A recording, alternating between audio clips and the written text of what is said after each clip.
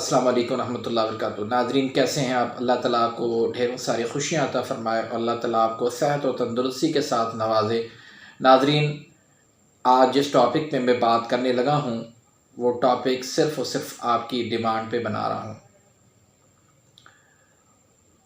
आप दोस्तों ने व्हाट्सएप पे मैसेज किए, मैसेंजर पे मैसेज किए, कॉल्स की और कमेंट्स के अंदर भी इस बात की डिमांड की कि मैं जो है वो मुश्त ज़नी यानी मस्टरब्यूशन के टॉपिक पे मैं बात करूं, क्योंकि इस टॉपिक पे बहुत ही कम बात की गई है और इसके नुकसानात वो बहुत ही ज़्यादा नुकसानात हैं। तो इंशाल्लाह आज इस पे बात करेंगे। तो टॉपिक शुरू करने से पहले एक छोटी सी गुजारिश रखूँगा कि मेरी हौसला अफजाई के लिए आप प्लीज़ मेरे इस चैनल को आप सब्सक्राइब कर दें अगर आपने अभी तक सब्सक्राइब नहीं किया, और साथ में बेल आइकन का बटन आएगा, अगर उसको आप दबा देंगे तो उससे ये होगा कि मेरी हर आने वाली न्यू वीडियो जो है जो मैं अपलोड करता हूं तो उसका नोटिफिकेशन आपको मिल जाएगा, यानी उसकी इत्तला आपको मिल जाएगी कि मैंने अभी न्यू वीडियो अपलोड की है।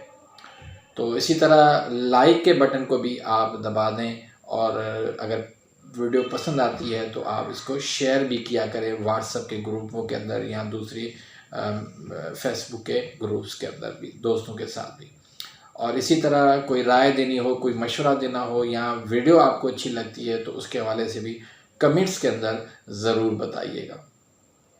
तो नाज़रीन अब आते हैं हम टॉपिक की तरफ कि मुश्तज़नी इसके असबाब क्या हैं और इसके नुकसानात क्या हैं और इसका इलाज क्या है।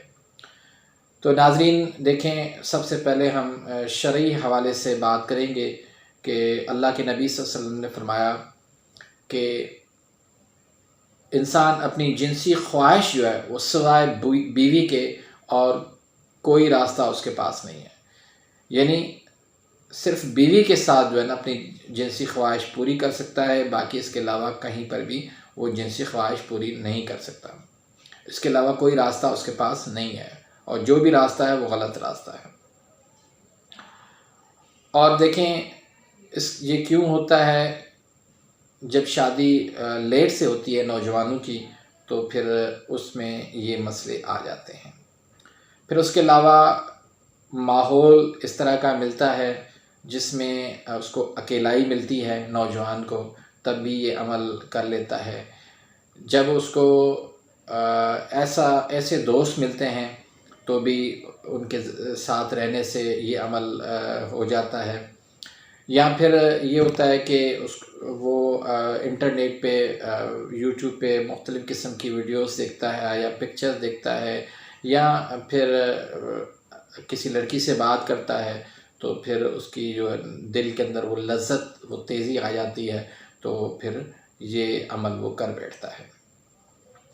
अब तिब्बी लिहाज से इसके असबाब क्या हैं, इस पे बहुत सारे जो है ना दोस्तों ने मुझसे पूछा कि कानून मुफ़रद अज़ा के नज़रिए के तहत इसका क्या इलाज है, तो आज इंशाल्लाह मैं बयान कर देता हूँ। देखिए नाज़रीन, क़ल्ब उज़लात के अंदर इससे तेज़ी हो जाती है जब, तो तुर्शी और तेज़ाबियत का बढ़ जाना ये जो है ना इसका सबब होता है, क्योंकि मुश्तज़नी का ताल्लुक़ जो है वो हरकत से होता है और हरकत उज़लात करते हैं। जब उन उज़लात के अंदर तेज़ी हो जाती है तो लज्जत का अमल वो ज़्यादा हो जाता है और दिल भी जो है वो लज्जत करना चाहता है, दिल के अंदर वो लज्जत का अमल जो है वो बढ़ता रहता है। तो ये असबाब हैं इसके मुश्तज़नी के। तो इस हवाले से ये मिजाज जो है इसका उज़लाती हो गया, लेकिन बाज़ औक़ात ये आसाबी मिजाज भी बन जाया करता है।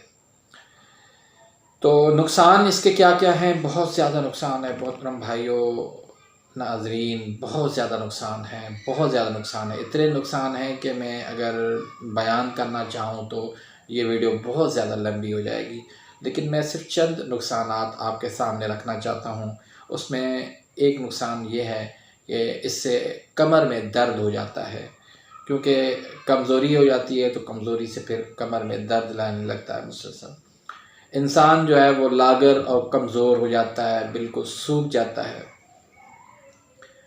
चेहरे पर छाइयाँ पैदा हो जाती हैं, चेहरे का रंग स्याह हो जाता है, चेहरे की रौनक ख़त्म हो जाती है, नज़र कमज़ोर हो जाती है, आँखें जो है वो अंदर की तरफ धंस जाती हैं और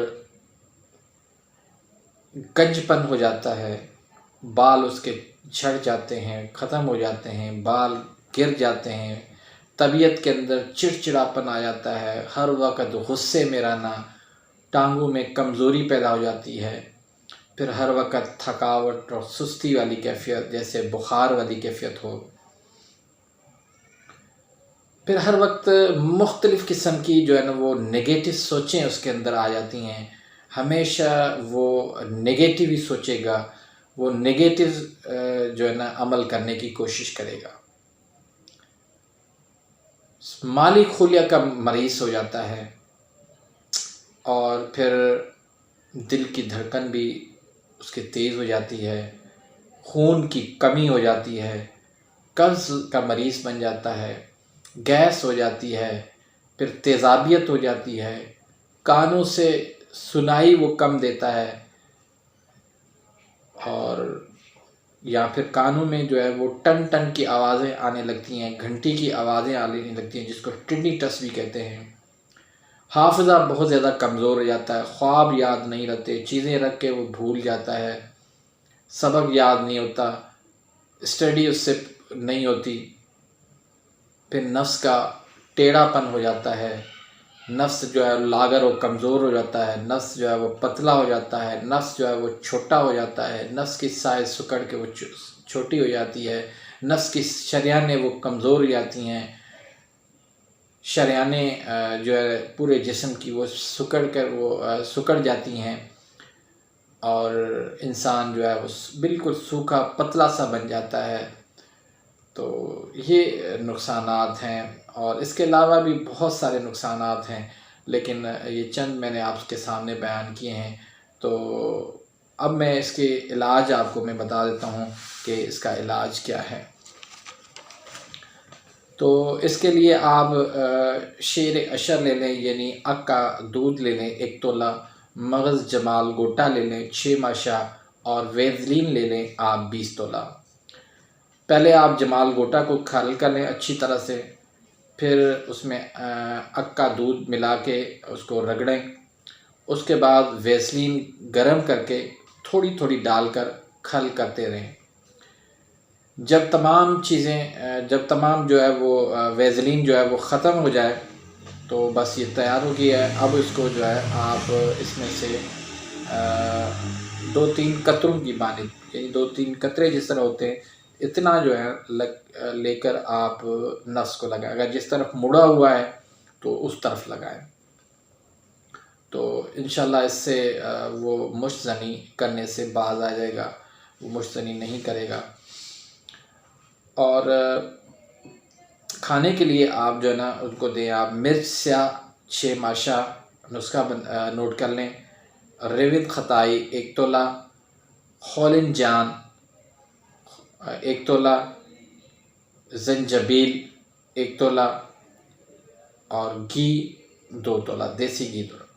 तमाम अद्विया को बारीक करके घी में बिरियाँ कर लें, यानी आप उनको भून लें, हल्का फ्राई कर लें, भून लें और उसमें से फिर आप 2-2 माशा जो है ना दिन में 4 मरतबा दे दें।